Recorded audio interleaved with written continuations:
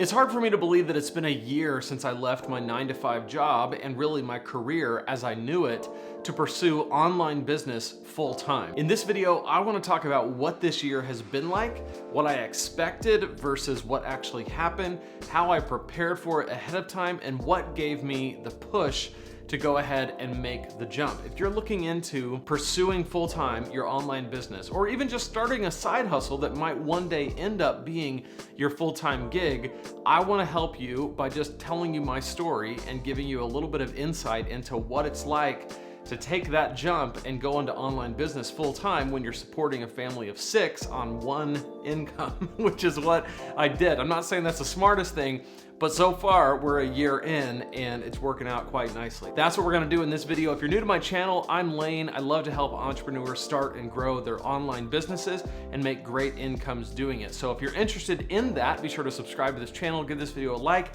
and let me know in the comments where you are in this process. If you're looking to start an online business soon, or if you're all the way down the road and you're thinking, man, one of these days I'm gonna make the jump as well, and you're watching this video to kind of get a little bit of insight into what that's gonna be like. I wanna hear from all of you, no matter where you are in that journey. So with that, let's get started. To fully understand this process, it doesn't start a year ago, it actually starts 7 years ago. In July of 2014 is when I started a simple blog called preachingdonkey.com.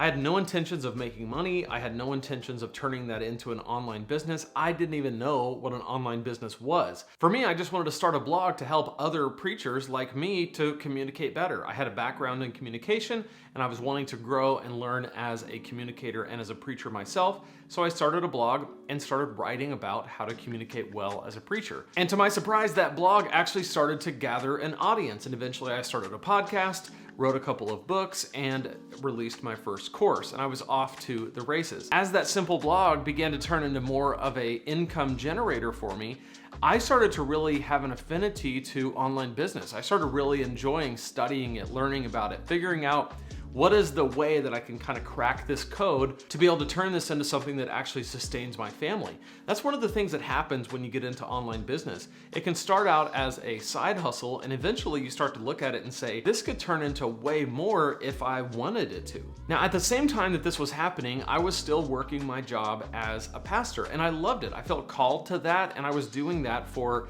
about 15 years. I loved my church, I loved the role that I was in, and I loved what I was doing. I started to feel this tension between my W-2 job at the church and what I really was beginning to be more and more passionate about, which was the business that I was building.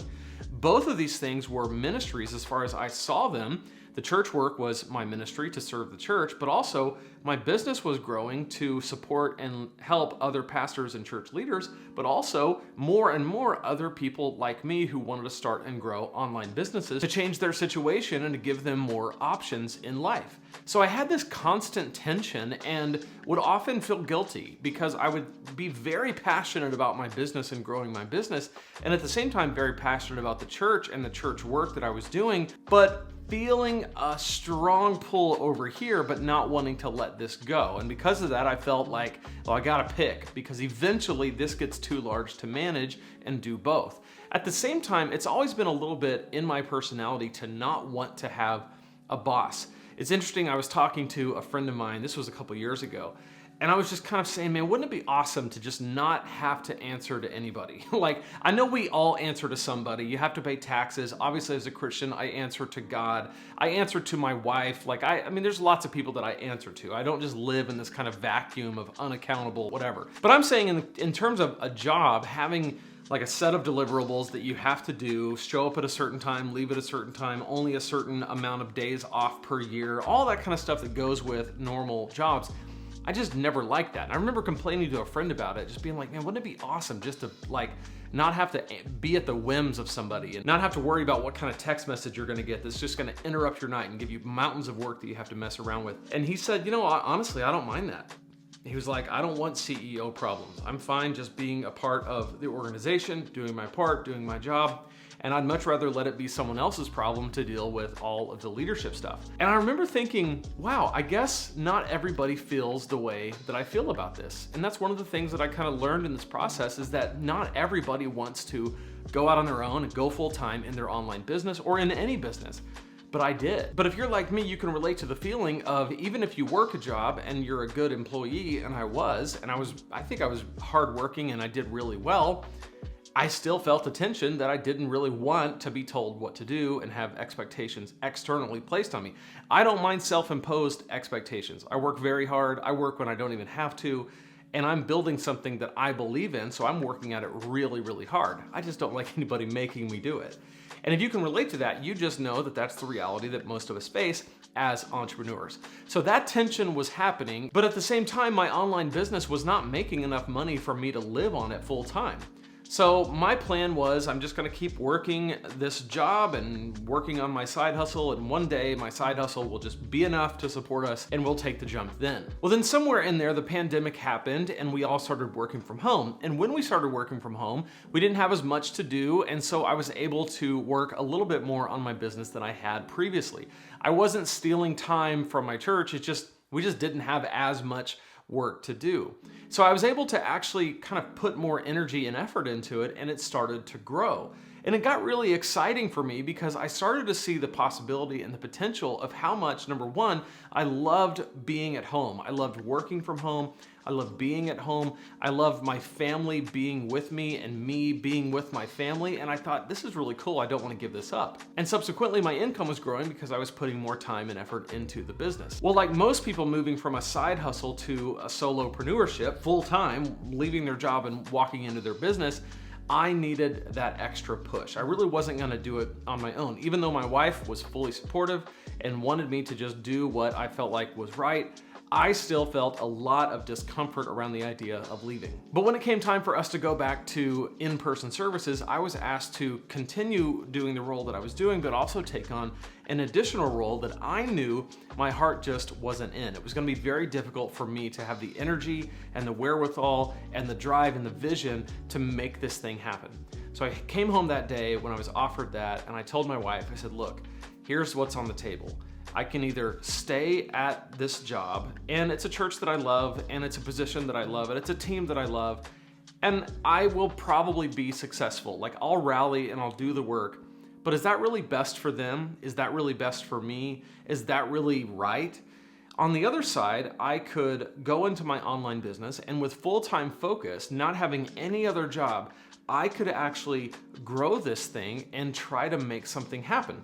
So we sat down and we started looking at the numbers, and we were like, okay, we have this much money in savings, we have this much money coming in every month on average, we can expect that maybe it's gonna grow by this amount. And so we kind of figured that we have about a year before we either run out of money or I make the thing sustainable. I remember drawing up spreadsheets where we were like, okay, if I make this amount, we have this many months. If I make this amount, we have this many months. If we tap into this savings account, we have this many months. If we tap into that savings account, we have this many months. Like, we just kept going, and it all came out to where, best case scenario, I have a year if I do really well and we're really cautious with our savings. So we decided to make the jump, and the next day I went in and I stepped down. And fortunately, I'm still on the leadership team at the church. I still volunteer in different capacities, and we still go there, and it's been awesome.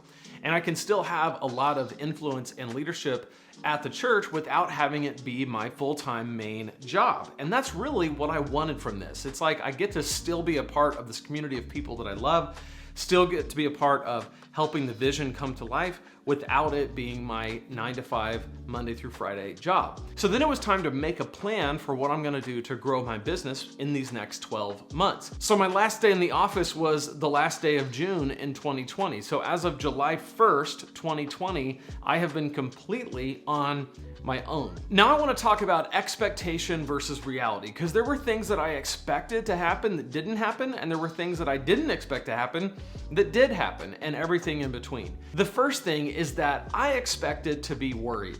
I really did. I expected to just kind of have this pressure on me of financial provision. Like, I gotta provide, I gotta work, and just to be worried about it. I just kind of expected that. And to be honest, it hasn't happened. I think I just have had this peace that I know this is what I'm supposed to be doing. We have enough money in savings. I started making enough. I'll get to that in just a second. And so worry has just never been a part of this equation, and for that, I'm extremely grateful. The second thing is I kind of wondered if we were gonna have enough money. And what I mean by that is I thought, well, what if we blow through our savings because I don't make enough, and then I don't make up for it on the other end, and what happens if I have to go get another job? And that's just not been the case. We've had enough money, and we've never even had to go into certain savings accounts to keep afloat because the money has just continued to come in. And that actually goes to another thing, which was I kind of based all of this on making just a little bit more than I was, and I'm making about 5 times more than I was. And that's been an incredible thing. My income didn't just kind of double, it like quadrupled, which is amazing, or quintupled, because what I've experienced has been exponential growth. It wasn't just like this gradual thing, it just kind of went up.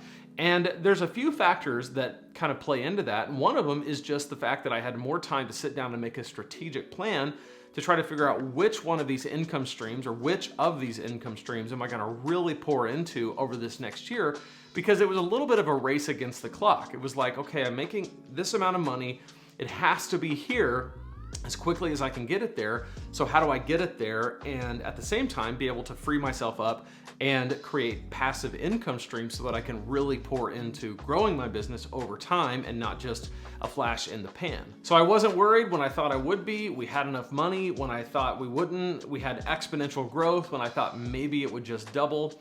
And then finally, I didn't have any idea which income streams would really make up the majority of my income. What I did is I just looked at all 5 or 6 and I said, okay, I'm gonna just start pouring into all of these relatively equally and see what works. So at first I did a whole lot of one-on-one coaching because it's an easy way to get your income up really quickly. And so I just kind of invested in consulting and coaching and did a lot of that in the early months.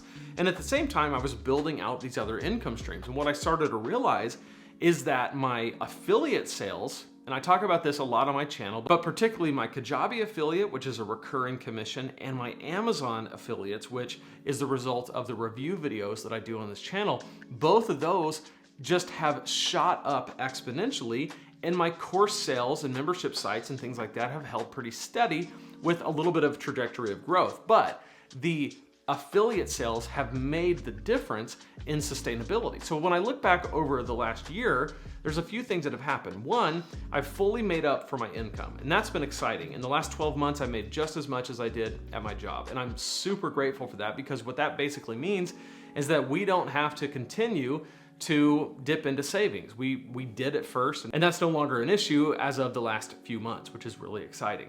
Number 2, most of my income streams are passive. What I mean by that is that I put the work in up front and they grow exponentially over time. So whether I work or whether I don't work, I still make an income. And that's one of the reasons why I moved away from coaching, is because my passive income streams began to get so large that I could invest more time in them and a little bit less time of me having to directly work one-on-one. So now my coaching and consulting can come at a much higher premium, which I'm very excited about. And overall, I'm absolutely loving the journey. I'm getting to do what I love to do and what I'm called to do. I'm helping churches and pastors and church leaders, which is something that's very close to my heart. I'm also helping entrepreneurs and business owners and people just like I was a year or 2 ago, trying to figure out how to make something work in the online business space. So I'm doing the kind of work that I absolutely love to do, and it's been really fun and really exciting. And hopefully this has intrigued you in some way and maybe shown you a little bit of what's possible. If that's the case, I want to put something in your hands. You can go to lanesebring.com/supersimple and grab my free super simple guide to your first $500 online. It basically just outlines how to take something you know, something that you're passionate about, and turn it into income online. And I think that if you can make $500, you can make $5,000. If you can make $5,000, you can make $50,000, and from there you can just do whatever you want. So I want to show you exactly how to do that in this very simple yet thorough guide. Yours for free at lanesebring.com/supersimple. All right, hey, check out this playlist right here where I'm going to go into more detail about my passive income journey and kind of walk you through the different streams that I have and how they all kind of add up to what I'm making currently. So click right there and I'll see you in that video.